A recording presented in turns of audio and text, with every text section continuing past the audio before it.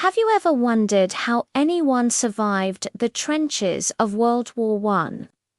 We often hear about the staggering number of casualties, but what about the millions who were wounded and lived to tell the tale? The story of medicine in the Great War is a brutal yet inspiring tale of innovation born from unimaginable necessity. It's a story that reshaped modern medicine forever. When the war began in 1914, medical science was in a strange place. Doctors understood germ theory, thanks to pioneers like Lister and Pasteur, and surgery was becoming more sophisticated. But no one was prepared for the sheer scale and horror of industrial warfare. The machine guns, artillery shells, and chemical weapons of World War I inflicted wounds of a kind and on a scale never seen before. Picture this: a soldier is hit by shrapnel in the mud-soaked chaos of no man's land. Getting him back to a medical post was the first monumental challenge. Stretcher bearers, often unarmed, would brave constant shell fire to retrieve the wounded. Their journey was a perilous crawl through mud, craters, and barbed wire. Many of these bearers were heroes in their own right, saving countless lives before any medical treatment could even begin. Once a soldier was retrieved, he entered a system known as the chain of evacuation. It started at the regimental aid post, right behind the front line. This was a basic dugout or a ruined building where a medical officer would perform battlefield first aid, essentially. Triage: they'd stop the bleeding with rudimentary tourniquets and apply a field dressing. The goal was simple: keep the man alive long enough to get him to the next stage. From there, he'd be transported, often by horse-drawn ambulance or light railway, to a casualty clearing station, or CCS. These were larger, semi-permanent hospitals a few miles behind the lines, and this is where real, life-saving surgery began. But the conditions were grim. The constant influx of casualties was overwhelming. Surgeons worked for days on end, often in tents or makeshift buildings, surrounded by the sights and sounds of suffering. The biggest killer in the early years of the war wasn't the initial wound itself, but infection. The battlefields of the Western Front were churned up farmland, soil rich with tetanus and gas gangrene bacteria. Every shrapnel wound was essentially an injection of deadly microbes deep into the body's tissues. Initially, doctors tried to clean wounds with traditional antiseptics like carbolic acid, but it was a losing battle. These surface treatments couldn't reach the deep-seated infections caused by fragments of metal, clothing, and dirt. This crisis led to a groundbreaking, if brutal, new technique called wound debridement, pioneered by French and Belgian doctors and perfected by Allied surgeons. This involved surgically cutting away all the dead and contaminated tissue around a wound, leaving only healthy, bleeding flesh. It was a radical idea, but it worked.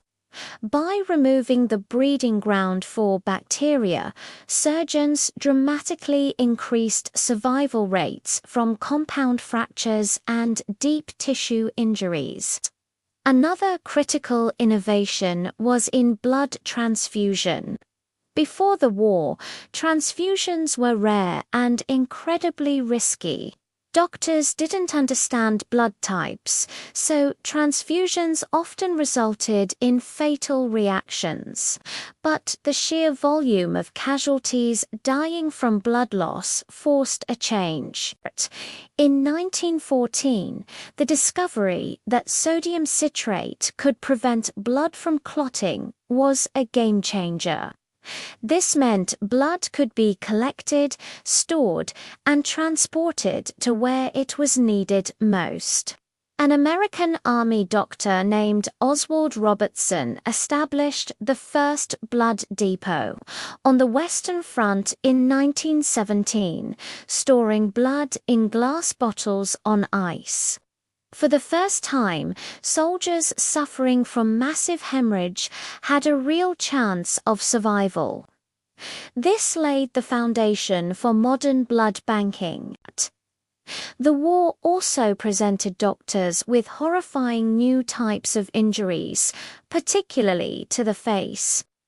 Shells and shrapnel didn't just break bones, they obliterated them, tearing away jaws, noses, and eyes. These men, with what were called les girls, cassies, or the broken faces, were often hidden from public view, their injuries considered too shocking. But a visionary surgeon named Harold Gillies, a New Zealander working in Britain, refused to accept this. He established a special hospital dedicated to facial reconstruction. Gillies is now considered the father of modern plastic surgery.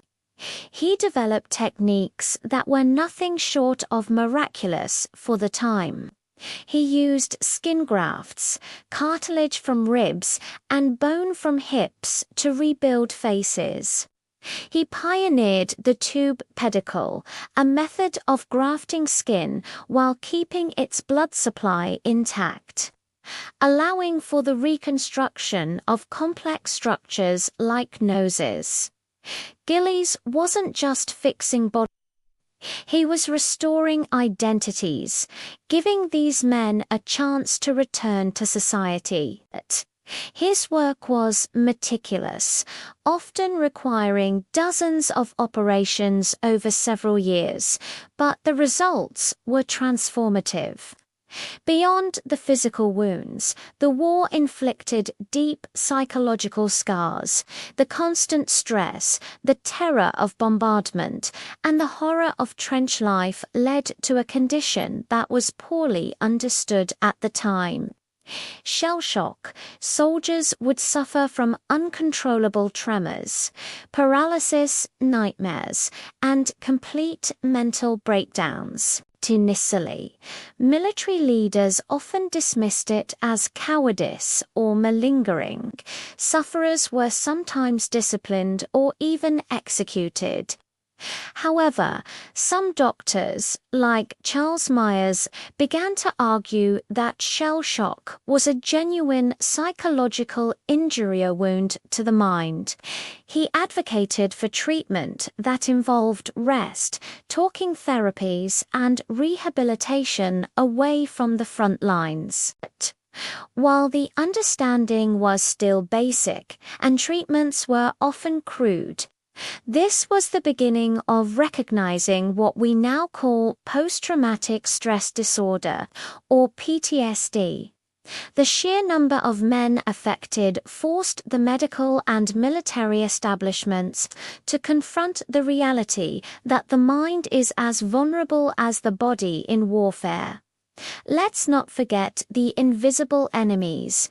Disease B, the crowded, unsanitary conditions of the trenches were a perfect breeding ground for illnesses. Trench fever, a debilitating flu-like illness spread by lice, affected hundreds of thousands of soldiers.